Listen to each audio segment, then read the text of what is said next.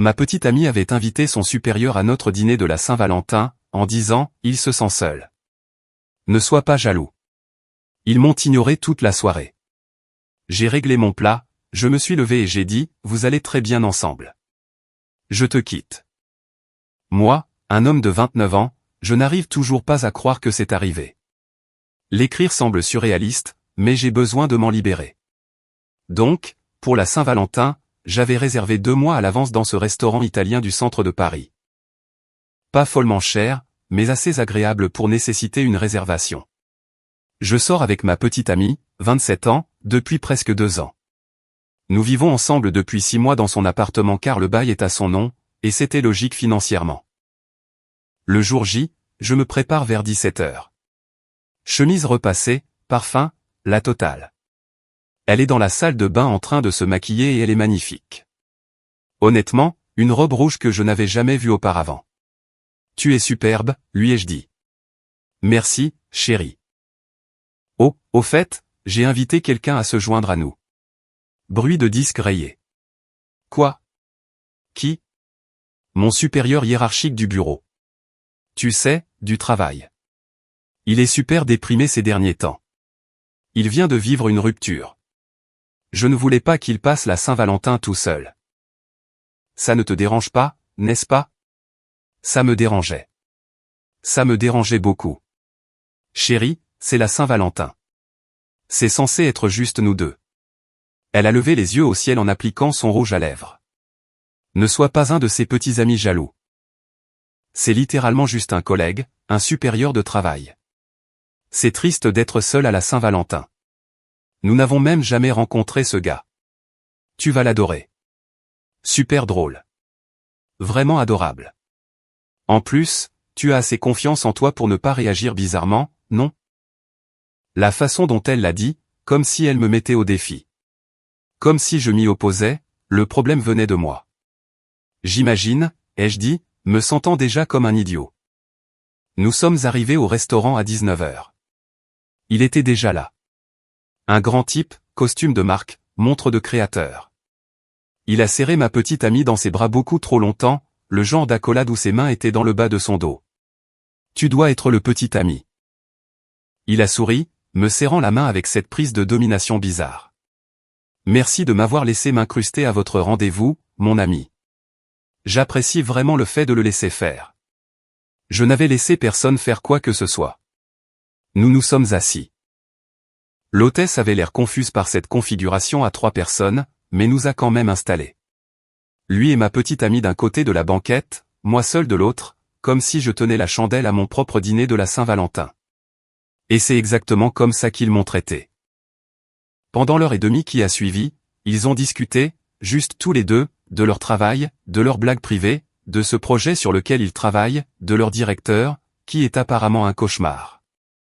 De cette fois où ils ont dû travailler tard et commander de la nourriture thaïlandaise. J'ai essayé de participer. Oh oui, il m'est arrivé une chose similaire à mon travail. Chérie, garde cette idée en tête. Bref, tu te souviens quand tu as fait cette présentation et que le projecteur est tombé en panne? Ils ont ri. Je suis resté assis là. Le serveur est arrivé. Ils ont commandé du vin sans me demander. Une bouteille chère. Ma petite amie a pris les raviolis au homard. Il a pris l'entrecôte. J'ai commandé le plat le moins cher du menu parce que je commençais à comprendre où cela menait. Juste un faux filet pour moi. Elle ne m'a même pas regardé. Trop occupée à rire de quelque chose qu'il a dit. Le dîner est arrivé. Ils se sont donné des bouchées de leur plat. Elle ne m'a jamais proposé de ses raviolis au homard, ce qu'elle fait d'habitude parce qu'elle sait que j'adore les fruits de mer. Il a coupé son entrecôte et en a mis un morceau dans son assiette. Elle a gloussé. J'ai mangé mon plat en silence. C'était bon. Je l'aurais probablement plus apprécié si je n'étais pas en train de regarder ma petite amie avoir un rendez-vous avec un autre homme. L'addition est arrivée. Le serveur l'a posée au milieu de la table. Personne n'a bougé. Ils ont continué à parler. Finalement, ma petite amie y a jeté un coup d'œil. Chérie, tu peux t'en charger? La totalité? Ben oui. C'est la Saint-Valentin. Tu allais payer de toute façon. J'allais payer pour nous. Pas pour lui. Son visage a changé. Il s'est crispé. Tu es sérieux là? Ne sois pas radin. Il traverse une période difficile. Alors il peut payer son entrecôte à 45 €. Le gars a levé les mains. Et mon ami, je peux te faire un virement pour ma part. Si c'est un problème. C'est un problème. En fait, ma petite amie m'a donné un coup sous la table. Elle m'a vraiment donné un coup sous la table. Arrête de m'embarrasser. J'ai regardé l'addition. 220 €. Mon plat coûtait 29 €. J'ai sorti 2 billets de 20 € et je les ai jetés sur la table. C'est pour mon repas et le pourboire. Qu'est-ce que tu fais? Sa voix devenait plus forte. Je me suis levé, je les ai regardés tous les deux. Ils étaient assis là comme un couple côte à côte, me regardant comme si je gâchais leur soirée. Vous allez très bien ensemble, ai-je dit. Vraiment très bien. Je romps avec toi. Sa bouche s'est grande ouverte. Tu fais quoi? Je romps avec toi. C'est fini. Pour ça, parce que j'ai été gentil avec quelqu'un? Parce que tu as amené un autre homme à notre dîner de la Saint-Valentin, que tu m'as ignoré pendant 2 heures et que tu t'attendais à ce que je paie pour ton rendez-vous avec lui. Ouais, pour ça. Je suis sorti, je n'ai pas regardé en arrière, je l'ai entendu appeler mon nom, mais j'ai continué à marcher. J'ai pris un VTC pour rentrer à son appartement où se trouvaient toutes mes affaires. J'ai passé les 3 heures suivantes à emballer tout ce que je possédais. Vêtements, ordinateur portable, console de jeux, livres, affaires de toilette. J'ai appelé mon ami qui avait un utilitaire. Il est arrivé à minuit. Sans poser de questions. Ça va, mon ami? Non, mais ça ira. Nous avons chargé mes affaires. J'ai laissé ma clé sur le comptoir de la cuisine. Nous avons conduit jusqu'à chez mon ami. Il a une chambre d'amis. J'y ai dormi avant d'emménager avec elle. Je n'ai pas beaucoup dormi. Mon téléphone n'arrêtait pas de vibrer. Des messages d'elle. Où es-tu allé? Tu es sérieux, là? Reviens pour qu'on puisse en parler comme des adultes. Tu réagis de façon excessive. C'est juste un collègue. Tu fais tellement de drames. Je l'ai bloqué vers 3 heures du matin. J'avais besoin de dormir. C'était il y a 4 jours. Je suis resté chez mon ami à chercher des appartements, à tout digérer. Le truc de fou, c'est que je ne me sens même pas si triste. Juste en colère et un peu soulagé. Première mise à jour. 3 jours plus tard. Bon, donc ça fait une semaine depuis la Saint-Valentin. Les choses ont dégénéré d'une manière à laquelle je ne m'attendais pas. Tout d'abord, elle s'est présentée à mon lieu de travail. Elle est entrée directement à l'accueil du bureau et a demandé à me voir. Mon collègue est venu à mon poste avec l'air gêné. Mon ami, il y a une femme ici qui te demande. Elle dit que c'est urgent. Je suis allé à l'accueil. Elle était là. Les yeux rouges, pas de maquillage. On aurait dit qu'elle avait pleuré. Nous devons parler. Non, ce n'est pas la peine. Tu ne peux pas jeter 2 ans par la fenêtre pour un malentendu. Ce n'était pas un malentendu. Tu as amené un autre homme à notre dîner de la Saint-Valentin. La réceptionniste essayait très fort d'avoir l'air occupé. C'était devenu un vrai spectacle maintenant. Il avait besoin d'un ami. Tu en fais une montagne pour rien. Et moi, j'avais besoin d'une petite amie qui ne me traite pas comme si j'étais invisible. Je suppose que nous n'avons pas obtenu ce dont nous avions besoin tous les deux. Je t'aime. Tu as une drôle de façon de le montrer. Elle s'est mise à pleurer plus fort. S'il te plaît, est-ce qu'on peut juste parler? Prendre un café? Je vais tout expliquer. Il n'y a rien à expliquer. Tu as fait ton choix. Ça me va. Tu es si froid. J'en ai juste fini. Il y a une différence. Tu dois partir. Les agents de sécurité s'approchaient déjà. Elle les a vus et s'est tournée vers moi. Ce n'est pas fini. Si, ça l'est. Elle est partie. Mon directeur m'a pris à part après. Tout va bien? Oui. Désolé pour ça, ex-petite amie. Pas de souci. Je voulais juste m'assurer que tu allais bien. J'ai apprécié ça. Au moins quelqu'un se souciait de comment j'allais. Plus tard ce jour-là, j'ai reçu un message d'un numéro inconnu. J'ai répondu parce que je pensais que c'était peut-être au sujet de l'appartement pour lequel j'avais postulé. Et mon ami, c'est moi, du dîner. Le supérieur hiérarchique. Tu te moques de moi? Comment as-tu eu mon numéro? Sur son téléphone. Écoute, je pense qu'on est parti du mauvais pied. Tu veux aller boire une bière et dissiper les malentendus? Absolument pas. Allez, mon ami. Nous sommes tous les deux des adultes mûrs. Elle tient vraiment à toi. J'étais juste un ami d'un grand soutien en la laissant te donner à manger et en ne proposant pas de payer. Elle a proposé de partager sa nourriture. Qu'est-ce que j'étais censé faire? Dire non. L'audace de ce type. Vous pouvez tous les deux faire ce que vous voulez maintenant. Je ne suis plus dans le tableau. Efface mon numéro. Tu fais une erreur. C'est une fille géniale. Alors sors avec elle. J'ai bloqué ce numéro aussi. Mais c'est là que ça devient intéressant. Mon ami qui m'a aidé à déménager, il travaille dans la technologie. Des trucs de cybersécurité. Après que je lui ai parlé du message du supérieur hiérarchique, il est devenu curieux. Comment s'appelle ce gars? Aucune idée. Elle ne l'a jamais vraiment dit. Laisse-moi faire quelques recherches. Je connais quelqu'un dans cette entreprise. 2 jours plus tard, il revient avec des informations. Le supérieur hiérarchique n'est pas seulement un collègue. C'est son supérieur direct. Son patron, mon ami, elle a passé la Saint-Valentin avec son supérieur hiérarchique. C'est tordu à plusieurs niveaux. Ça a commencé à avoir plus de sens. Le costume cher, la montre de créateur, l'assurance. Ce n'était pas un collègue de travail au hasard. C'était le gars qui contrôle sa carrière. J'ai reçu un autre message hier. Encore elle, avec un numéro différent. Je sais que tu m'as bloqué, mais s'il te plaît, lis ça.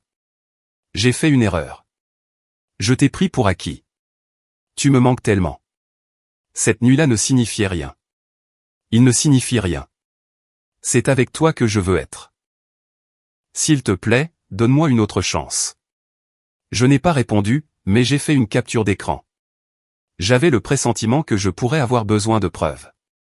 Puis aujourd'hui, oh là là, aujourd'hui elle a publié sur les réseaux sociaux. Un de ces messages vagues du genre quand on réalise qui vous soutient vraiment et qui ne fait que vous utiliser. La confiance est primordiale. Certaines personnes montrent leur vrai visage quand les choses deviennent difficiles. Je mérite mieux. Les commentaires étaient fous. Ses amis intervenaient du genre, tu mérites mieux, reine, et tant pis pour lui. Pas une seule personne n'a demandé ce qui s'était réellement passé. Juste un soutien automatique. Mon téléphone a commencé à exploser. Des amis d'amis me demandaient ce que je lui avais fait. Des connaissances communes m'écrivaient, mon ami, qu'est-ce qui s'est passé avec vous deux? J'ai dû publier mon propre message. Je suis resté simple puisqu'apparemment on fait ça publiquement. J'ai rompu avec mon ex après qu'elle a invité son supérieur hiérarchique à notre dîner de la Saint-Valentin, m'a ignoré toute la soirée, s'attendait à ce que je paie pour eux deux, puis m'a traité de dramatique parce que je suis parti. C'est tout. C'est l'histoire. La tendance s'est inversée assez vite. Les gens ont commencé à poser des questions, à commenter, attendez, quoi? Et son supérieur hiérarchique. Elle a supprimé son message en moins d'1 heure, mais le mal était fait. Maintenant tout le monde sait, et honnêtement, ça me va. Qu'il sache ce qui s'est passé. Je ne suis pas le méchant ici. Je vais visiter un studio demain. C'est petit, mais c'est à moi. Fini de vivre dans l'espace de quelqu'un d'autre. Fini de se sentir comme un invité dans ma propre maison. Un ami m'a demandé hier soir si je regrettais la façon dont j'avais géré ça. J'aurais dû voir les signaux d'alarme plus tôt, ai-je dit. Mais non, je ne regrette pas d'être parti. La meilleure décision que j'ai prise. Deuxième mise à jour. 2 semaines plus tard. 3 semaines depuis la Saint-Valentin. J'ai des nouvelles inattendues. J'ai signé le bail du studio la semaine dernière. J'ai emménagé pendant le week-end. C'est minuscule, vraiment minuscule, mais c'est tout à moi. Mon ami m'a aidé à déménager mes affaires de chez lui. Nous avons pris une pizza après et il m'a mis au courant de ce qu'il avait entendu. Donc, apparemment les choses sont compliquées à son bureau. À quel point? Au point d'impliquer les ressources humaines. Il s'avère que quelqu'un a signalé la relation entre mon ex et son supérieur hiérarchique aux ressources humaines. L'histoire du dîner en particulier. Quelqu'un les a vus ensemble, les a reconnus de l'entreprise, et a déposé une plainte officielle concernant des relations inappropriées sur le lieu de travail. Attends, ils ont vraiment une proximité qui a franchi les limites. C'est ce que les ressources humaines enquêtent. Savoir si c'est juste une proximité inappropriée ou si cela a franchi les limites. Je me suis senti disculpé et en quelque sorte pire en même temps. Comme si je savais que quelque chose clochait, mais l'entendre confirmer fait un effet différent. Mais ça s'améliore ou ça empire. Ça dépend du point de vue. Mon ex a débarqué à mon nouvel appartement. Aucune idée de comment elle a eu l'adresse. Elle a probablement appelé ma mère ou quelque chose comme ça. Elles se sont toujours bien entendues. Elle a frappé à ma porte vers 20h mardi.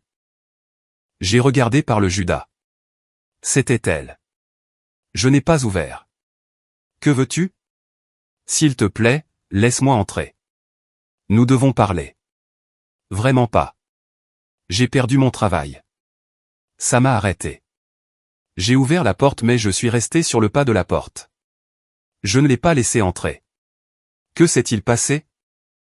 Elle avait l'air terrible. Les cheveux en bataille, les vêtements froissés, les yeux gonflés.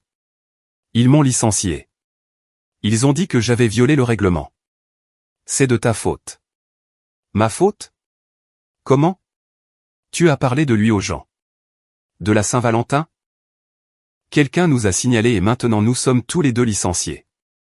Je n'ai rien signalé. J'ai juste dit aux gens ce qui s'était passé quand tu as publié sur moi en ligne. C'est la même chose. Tu as ruiné ma carrière. Je pourrais te poursuivre en justice pourquoi? Pour avoir dit la vérité. Pour harcèlement? Pour diffamation? La porte d'un voisin s'est ouverte. Un vieil homme a jeté un coup d'œil. Tout va bien? Oui, monsieur. Elle s'en va. Mon ex a regardé le voisin, puis s'est tournée vers moi. Elle a baissé la voix. Je n'ai plus rien maintenant. Pas de travail. Je ne peux plus payer mon appartement. Et c'est entièrement à cause de toi. C'est à cause de tes choix. Tu les as faits. Maintenant tu les assumes. Je n'arrive pas à croire que tu sois si cruel. Je pensais que tu m'aimais. C'était le cas. Au passé. Tu as tué ça quand tu as fait passer ton supérieur hiérarchique avant moi le jour de la Saint-Valentin. Il n'est plus mon supérieur hiérarchique. Nous sommes tous les deux au chômage. Ce n'est toujours pas mon problème. Où suis-je censé aller? Que suis-je censé faire? Trouve une solution. Comme j'ai dû trouver où vivre quand j'ai quitté ton appartement. Elle a tenté de forcer le passage pour entrer dans mon appartement. J'ai tenu la porte fermement. Tu dois partir maintenant. Laisse-moi juste rester ici ce soir. S'il te plaît. Je n'ai nulle part d'autre. C'est malheureux. Mais c'est toujours non. Le voisin a de nouveau interpellé. Fiston, tu veux appeler la police? Les yeux de mon ex se sont écarquillés. Elle a reculé. D'accord. D'accord. J'espère que tu es heureux. Tu as détruit ma vie. Tu as invité ton supérieur hiérarchique à notre dîner de la Saint-Valentin. Tu as détruit ta propre vie. J'ai juste arrêté d'y participer. Elle est partie. Je l'ai entendue pleurer dans le couloir. Je me suis senti mal pendant peut-être 2 secondes, puis je me suis rappelé comment elle riait en lui donnant ses raviolis au homard pendant que j'étais assis là tout seul. Le lendemain, j'ai reçu un appel d'un numéro avec l'indicatif de ma ville natale. Ma mère. Chérie, elle m'a appelé. Je m'en doutais. Elle dit que tu l'as mise à la porte et que maintenant elle est à la rue. Ce n'est pas ce qui s'est passé. J'ai quitté son appartement il y a 3 semaines. Elle a été licenciée de son travail pour comportement inapproprié avec son supérieur hiérarchique. C'est sa faute. Elle a donné l'impression que tu l'avais jetée dans le froid. Maman, elle a amené son supérieur hiérarchique à notre dîner de la Saint-Valentin, m'a complètement ignoré, s'attendait à ce que je paie pour eux deux, et je suis parti. Ensuite, j'ai découvert qu'ils avaient un comportement inapproprié au travail, et les ressources humaines s'en sont mêlées. Rien de tout ça n'est ma faute.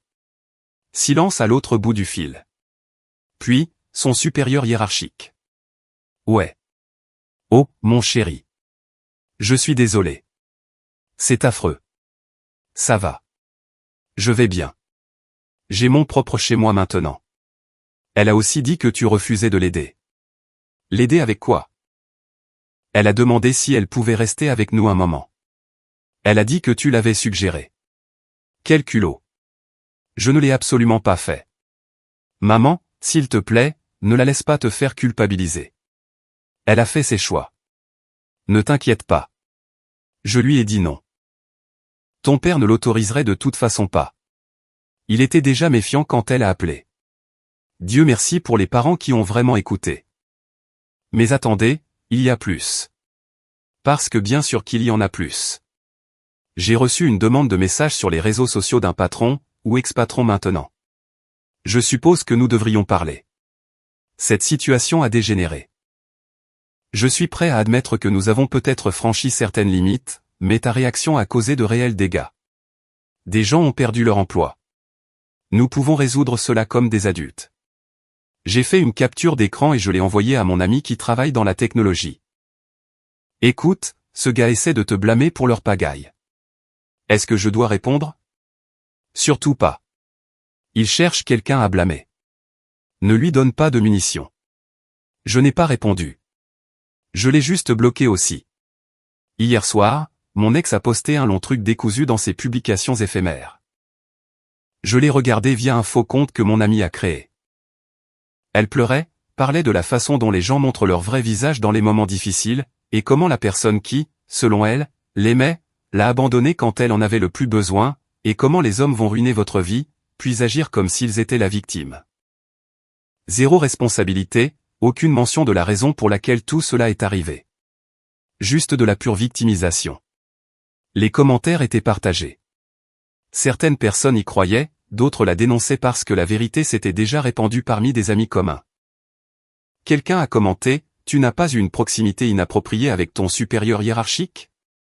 Et elle a supprimé toute la publication. J'ai fini de m'impliquer dans tout ça. Je l'ai bloqué sur tout. J'ai changé mon numéro et n'ai donné le nouveau qu'aux personnes en qui j'ai confiance. J'ai dit à ma mère de ne partager aucune information sur moi. Le travail se passe bien. Le directeur a apprécié la façon dont j'ai géré la situation au bureau de manière professionnelle. Je déjeune plus souvent avec mes collègues.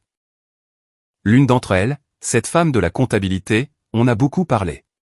Rien de sérieux, c'est juste agréable d'avoir des conversations normales avec quelqu'un. Le studio prend forme. J'ai acheté un canapé dans une brocante. Il est moche mais confortable. Mon ami a apporté sa vieille télévision. Je construis lentement une vie qui est vraiment la mienne. J'ai vu que mon contrat de location pour l'appartement de mon ex est finalement arrivé par courrier électronique. Elle m'avait gardé dessus même si je la payais en liquide. Je n'avais jamais rien signé d'officiel. Donc légalement, je n'ai jamais été responsable du loyer, ce qui est une bonne chose car j'ai entendu dire par les bruits de couloir qu'elle a des retards de paiement. Ce n'est plus mon cirque. Ce ne sont plus mes singes. Troisième mise à jour. Un mois plus tard. Cela fait environ 6 semaines depuis la Saint-Valentin. Dernière mise à jour car j'ai besoin de clore ce chapitre. Tout d'abord, la situation de l'appartement s'est résolue d'elle-même. Mon ex s'est fait expulser. J'en ai entendu parler par un ami commun qui lui parle toujours. Apparemment, elle ne pouvait pas payer le loyer sans son travail, elle a pris 3 mois de retard et le propriétaire a entamé une procédure d'expulsion. Elle a essayé d'appeler mon nouveau numéro je ne sais comment. Je n'ai pas répondu. Elle a laissé un message vocal.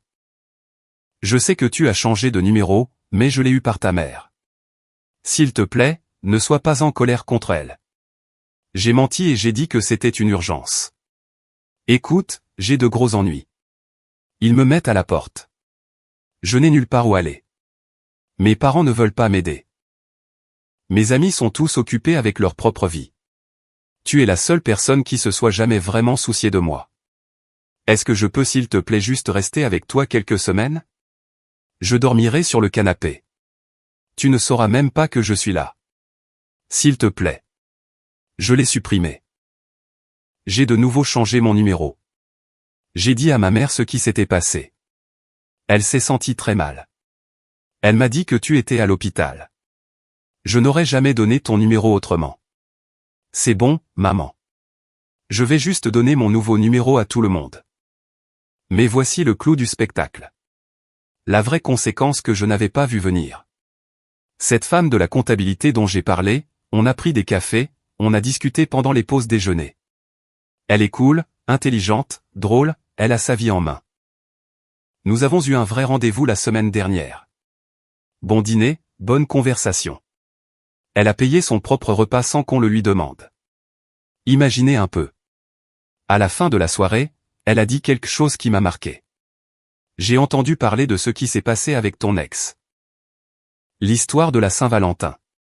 Je veux juste que tu saches que je trouve que tu as très bien géré ça. Beaucoup de gars en auraient fait un drame ou auraient essayé de se venger. Tu es juste parti. Ça demande de la force. Je ne me sentais pas fort. Je me sentais un peu pathétique. Honnêtement, ce n'était pas le cas. Tu t'es suffisamment respecté pour partir quand tu as vu le manque de respect. C'est énorme. Nous prenons notre temps. Pas d'urgence, pas de pression, on voit juste où ça mène. Pendant ce temps, mon ex est complètement parti en vrille. Aux dernières nouvelles d'amis communs. Elle dort sur les canapés de ses amis. Il commence à en avoir marre. Elle et son ancien supérieur hiérarchique ne sont pas ensemble. Apparemment, une fois qu'ils ont tous les deux perdu leur emploi, ce qu'ils avaient s'est vite effondré. Il s'avère que ce n'était que de la proximité sur le lieu de travail et l'excitation du fruit défendu. Elle a postulé pour des emplois, mais son licenciement du dernier endroit rend les choses difficiles. Ils l'ont répertorié comme violation de la politique de l'entreprise, ce qui est un signal d'alarme pour les nouveaux employeurs. Elle a publié un message demandant une aide financière pour quelqu'un traversant des moments difficiles et s'est fait traîner dans la boue dans les commentaires. Des gens demandaient pourquoi elle ne se trouvait pas simplement un travail, d'autres évoquaient l'histoire de la Saint-Valentin. Elle l'a supprimé rapidement. Ses parents ont finalement accepté de la laisser revenir vivre à la maison temporairement. Dans une autre région. Elle part ce week-end apparemment. Et vous savez quoi? Je ne ressens rien. Ni satisfaction, ni sympathie, ni colère, juste rien. C'est fini. Mon studio est entièrement meublé maintenant. C'est petit, mais c'est à moi. Une plante sur le rebord de la fenêtre. Mon installation de jeu dans le coin. La cuisine est à peine fonctionnelle, mais j'apprends à cuisiner. La préparation des repas le dimanche est devenue mon nouveau truc. Le travail m'a accordé une petite augmentation la semaine dernière. Le directeur a dit que j'avais fait preuve d'une concentration et d'un professionnalisme accru. C'est drôle comme ça arrive quand on n'est pas stressé par sa relation. La femme de la comptabilité. Nous sortons encore ce week-end. Elle veut essayer ce nouveau restaurant thaïlandais. Elle a dit qu'elle payait puisque j'avais payé le premier rendez-vous. Je n'ai pas discuté. C'est agréable d'être avec quelqu'un qui veut vraiment contribuer. En repensant à la Saint-Valentin, à ce moment dans le restaurant où j'ai décidé de partir, j'ai réalisé que c'était la première fois que je m'affirmais vraiment dans cette relation. J'aurais probablement dû le faire plus tôt. Les signaux d'alarme étaient là, comme le fait qu'elle avait toujours besoin que je paie les choses mais se mettait sur la défensive si je le mentionnais. Comment ses amis étaient plus importants que le temps passé en couple. Comment elle partageait des détails intimes sur notre relation avec ses collègues, y compris lui. Comment elle privilégiait le fait de bien paraître sur les réseaux sociaux plutôt que d'être réellement heureuse. J'ai ignoré tout ça parce que je pensais que c'était ça les compromis. Il s'avère que le compromis est mutuel. Ce que je faisais, c'était juste d'accepter moins que ce que je méritais. Quelqu'un a commenté sur mon message original en me demandant si je regrettais à quel point j'avais été dur. La vérité. Non. Elle devait faire face aux conséquences. Pas du fait que je sois vindicatif, mais de ses propres actions qui la rattrapaient. J'ai juste arrêté de la protéger de ses conséquences. L'histoire du travail, l'histoire de l'appartement, l'histoire de l'amitié, tout cela découlait des choix qu'elle a faits. Des choix qu'elle a fait tout en sachant que c'était mal. Elle savait qu'amener son supérieur hiérarchique à notre dîner de la Saint-Valentin était mal. Elle l'a fait quand même.